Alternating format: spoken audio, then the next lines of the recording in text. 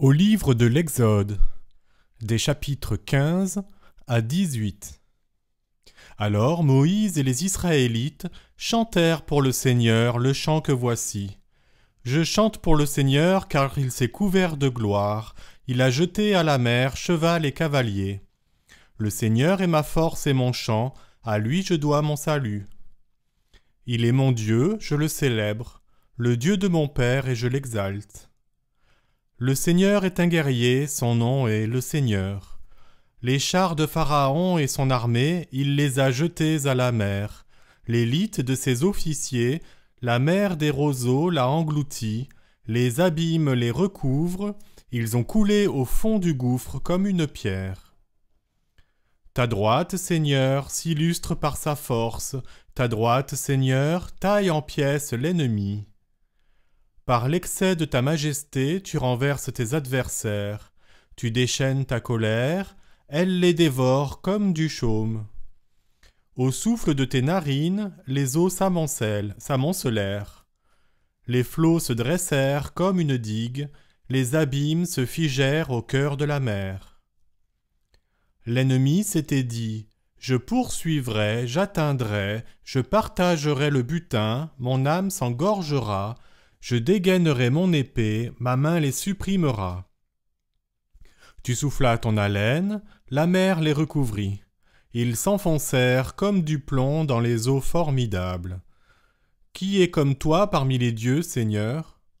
Qui est comme toi, illustre en sainteté, redoutable en exploits, artisan de merveilles? Tu étendis ta droite, la terre les engloutit. Ta grâce a conduit ce peuple que tu as racheté. Ta force l'a guidé vers ta sainte demeure. Les peuples ont entendu, ils frémissent. Des douleurs poignent les habitants de Philistie. Alors sont bouleversés les chefs d'Édom, les princes de Moab, la terreur s'en empare, ils titubent tous ceux qui habitent Canaan. Sur eux s'abattent terreur et crainte. La puissance de ton bras les laisse pétrifiés, tant que passe ton peuple, Seigneur, tant que passe ce peuple que tu t'es acheté. Tu les amèneras et tu les planteras sur la montagne de ton héritage, lieu dont tu fis, Seigneur, ta résidence sanctuaire, Seigneur, qu'ont préparé tes mains. Le Seigneur régnera pour toujours et à jamais. Car lorsque la cavalerie de Pharaon, avec ses chars et ses cavaliers, était entrée dans la mer, le Seigneur avait fait refluer sur eux les eaux de la mer, alors que les Israélites avaient marché à pied sec au milieu de la mer. Myriam, la prophétesse, sœur d'Aaron, prit en main un tambourin, et toutes les femmes la suivirent avec des tambourins, formant des chœurs de danse, et Myriam leur entonna. Chantez pour le Seigneur, car il s'est couvert de gloire. Il a jeté à la mer cheval et cavalier. Moïse fit partir Israël de la mer des roseaux. Ils se dirigèrent vers le désert de Shur et marchèrent 3 jours dans le désert sans trouver d'eau. Mais quand ils arrivèrent à Mara, ils ne purent boire l'eau de Mara, car elle était amère, c'est pourquoi on l'a appelée Mara.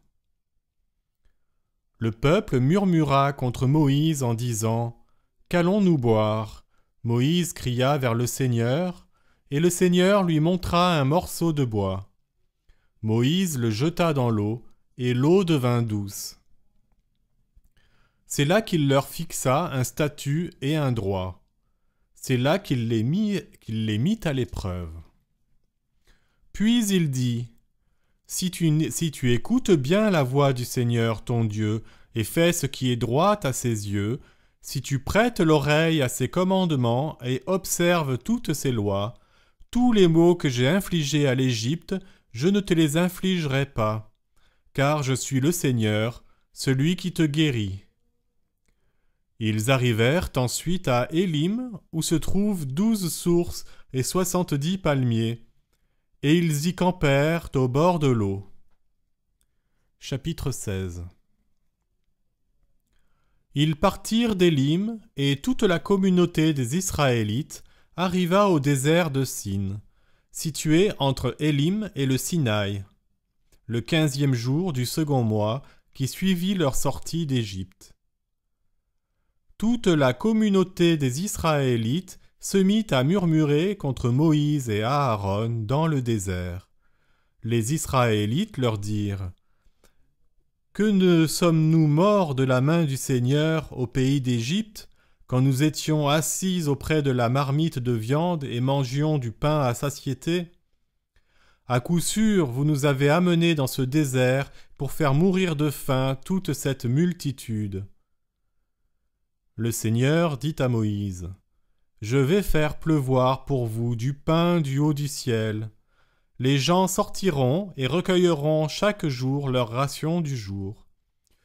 Je veux ainsi les mettre à l'épreuve pour voir s'ils marcheront selon ma loi ou non.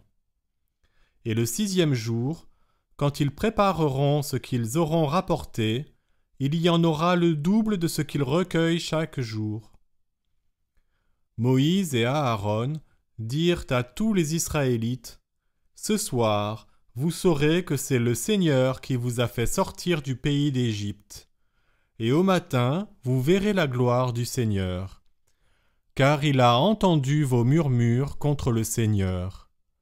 Et nous, que sommes-nous pour que vous murmuriez contre nous ? » Moïse dit : « Le Seigneur vous donnera ce soir de la viande à manger et, au matin, du pain à satiété, car le Seigneur a entendu vos murmures contre lui.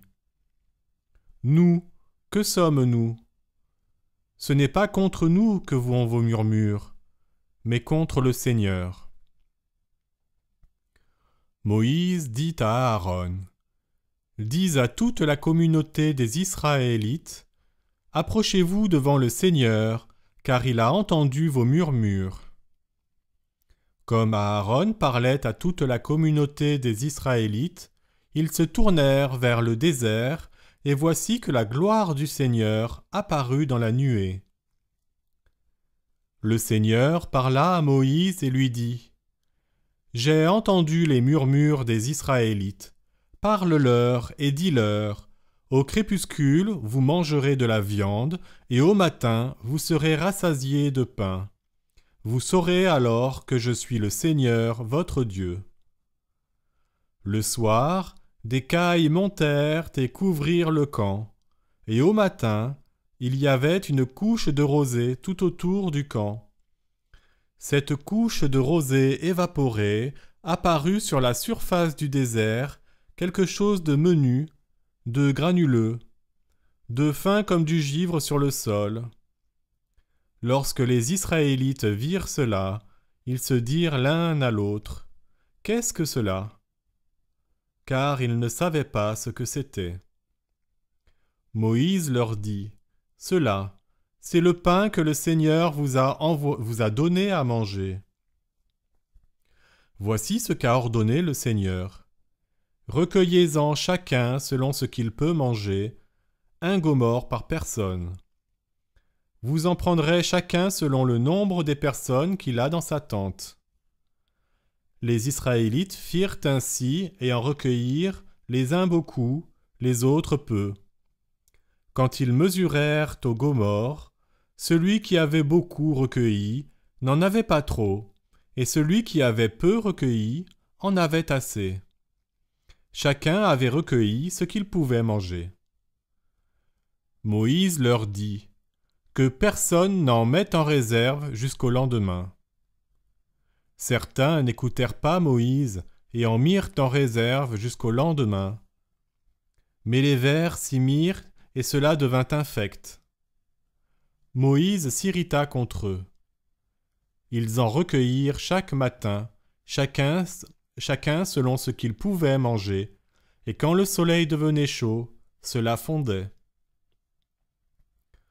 Or, le 6e jour, ils recueillirent le double de pain, 2 gomorres par personne, et tous les chefs de la communauté vinrent l'annoncer à Moïse.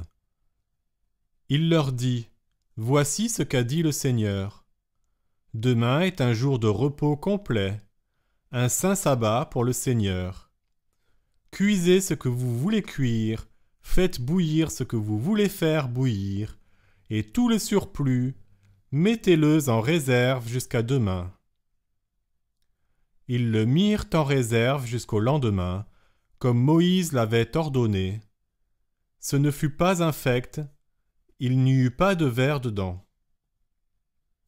Moïse dit, « Mangez-le aujourd'hui, car ce jour est un sabbat pour le Seigneur. Aujourd'hui, vous n'en trouveriez pas dans les champs. Pendant 6 jours, vous en recueillerez, mais le 7e jour, le sabbat, il n'y en aura pas. » Le 7e jour, cependant, des gens sortirent pour en recueillir, mais ils n'en trouvèrent pas. Le Seigneur dit à Moïse, « Jusqu'à quand refuserez-vous d'écouter mes commandements et mes lois? Voyez, le Seigneur vous a donné le sabbat. C'est pourquoi le 6e jour, il vous donne du pain pour 2 jours. Restez chacun là où vous êtes, que personne ne sorte de chez soi le 7e jour. » Le peuple chôma donc le 7e jour. La maison d'Israël donna à cela le nom de manne. On eût dit de la graine de coriandre. C'était blanc, et cela avait un goût de galette au miel. Moïse dit, « Voici ce qu'a ordonné le Seigneur.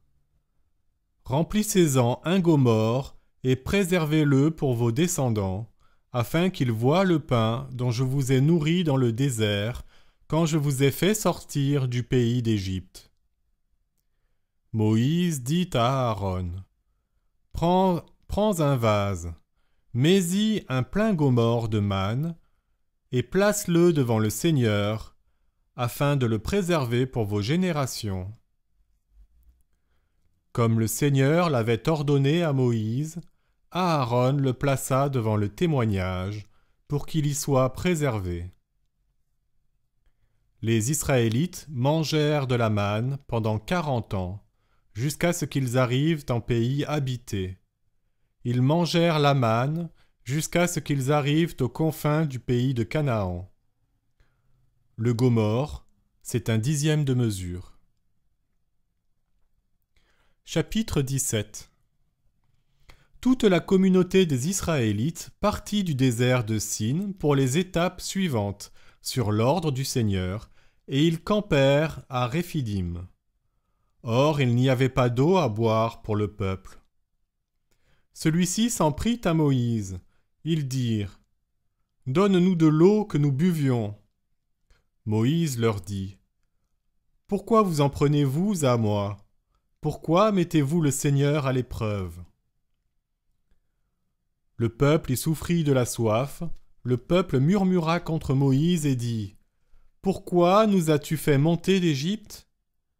Est-ce pour me faire mourir de soif, moi, mes enfants et mes bêtes? » Moïse cria vers le Seigneur en disant, « Que ferai-je pour ce peuple? Encore un peu, et ils me lapideront. » Le Seigneur dit à Moïse, « Passe en tête du peuple, et prends avec toi quelques anciens d'Israël. Prends en main ton bâton, celui dont tu as frappé le fleuve, et va. Voici que je vais me tenir devant toi, là, sur le rocher, en Horeb.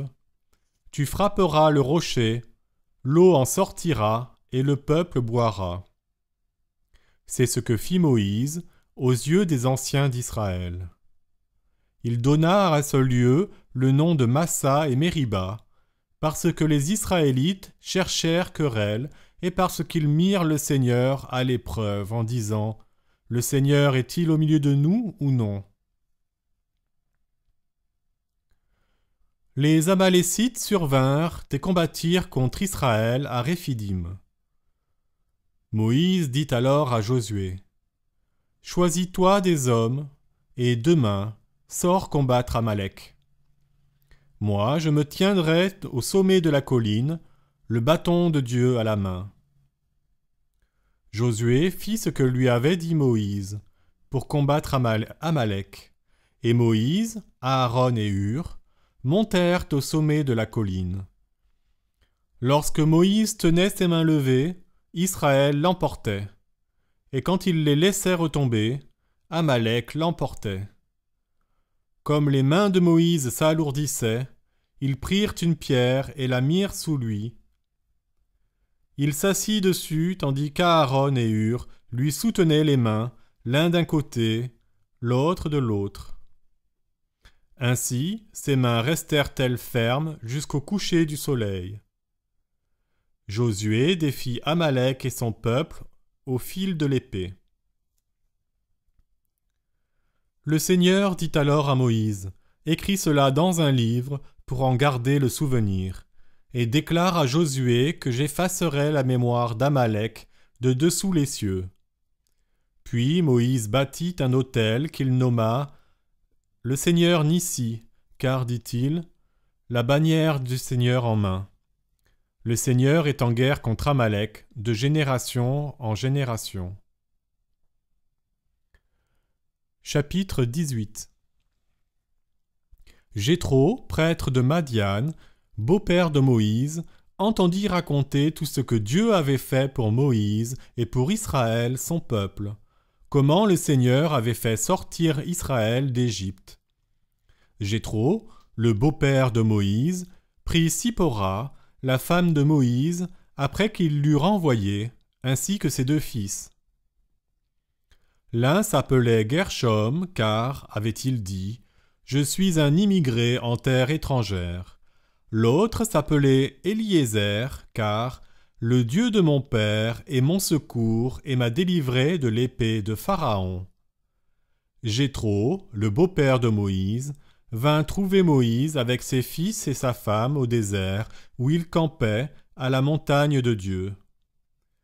Il dit à Moïse, « Je suis ton beau-père, Jéthro, qui suis venu à toi, avec ta femme et tes 2 fils. » Moïse sortit à la rencontre de son beau-père, se prosterna devant lui, l'embrassa et, s'étant mutuellement interrogés sur leur santé, ils se rendirent à la tente. Moïse raconta à son beau-père tout ce que le Seigneur avait fait à Pharaon et aux Égyptiens à cause d'Israël, ainsi que toutes les tribulations qu'ils avaient rencontrées en chemin et dont le Seigneur les avait délivrés. Jéthro se réjouit de tout le bien que le Seigneur avait fait à Israël, de ce qu'il l'avait délivré de la main des Égyptiens. Jéthro dit alors, « Béni soit le Seigneur qui vous a délivré de la main des Égyptiens et de la main de Pharaon, qui a délivré le peuple de la sujétion égyptienne. Maintenant je sais que le Seigneur est plus grand que tous les dieux. » Jéthro, le beau-père de Moïse, offrit à Dieu un holocauste et des sacrifices.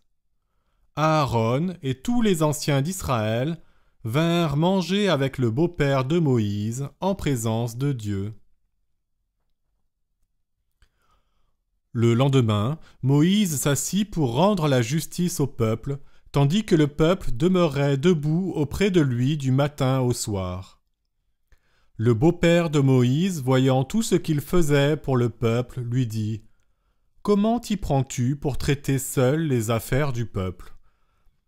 Pourquoi sièges-tu seul alors que tout le peuple se tient auprès de toi du matin au soir ?»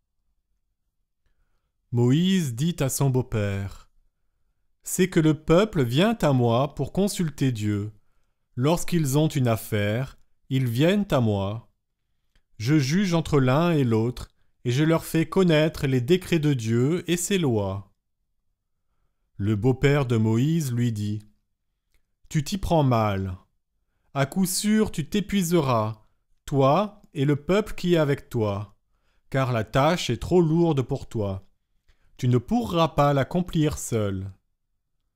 Maintenant, écoute le conseil que je vais te donner pour que Dieu soit avec toi. Tiens-toi à la place du peuple devant Dieu, et introduis toi-même leur cause auprès de Dieu. Instruis-les des décrets et des lois, fais-leur connaître la voie à suivre et la conduite à tenir. Mais choisis-toi parmi tout le peuple des hommes capables, craignant Dieu, sûrs, incorruptibles, et établis-les sur eux comme chefs de milliers, chefs de centaines, chefs de cinquantaines et chefs de dizaines. Ils jugeront le peuple en tout temps, toute affaire importante, ils te la déféreront, et toute affaire mineure, ils la jugeront eux-mêmes. Allège ainsi ta charge, et qu'ils la portent avec toi. Si tu fais cela et que Dieu te l'ordonne, tu pourras tenir, et tout ce peuple, de son côté, pourra rentrer en paix chez lui. Moïse suivit le conseil de son beau-père, et fit tout ce qu'il lui avait dit. Moïse choisit dans tout Israël des hommes capables. Il les mit chefs du peuple, chefs de milliers, chefs de centaines, chefs de cinquantaines et chefs de dizaines. Et il jugeait le peuple en tout temps, toute affaire importante, il la déférait à Moïse, et toute affaire mineure, ils la jugeaient eux-mêmes. Puis Moïse laissa repartir son beau-père, puis reprit le chemin de son pays.